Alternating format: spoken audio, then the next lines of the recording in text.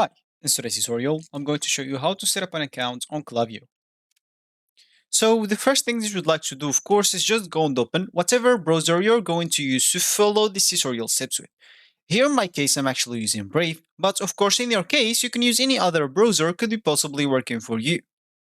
Once you open that browser, make sure to go to this URL section and simply type klaviyo.com and hit the enter button. That should take you into this page. And as you can see from that page, you can actually click at login if you have an account. Once you click here, as you can see, this will take you to the login page. So all you need to do, just go and enter your email password, check if this I'm not a robot, then log in into your account. Of course, you can even log in with the SSO.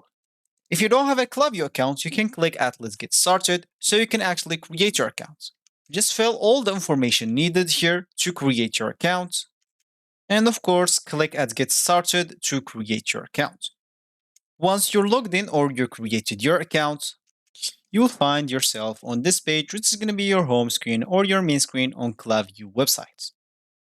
So as I said at the beginning of this tutorial, we would like to show you how to set up your account. Of course, if you did or if you just created your account, before you go into home, they will tell you actually some things to set up your account completely.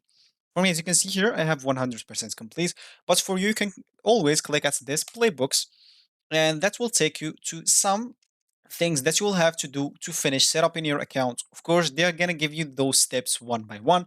Once you finish all of them, and you will find yourself at the home and with a completed 100% in there at the top left corner.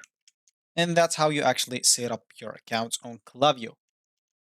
So that will be actually for this tutorial. I hope you like it. Thank you guys for watching this tutorial and goodbye.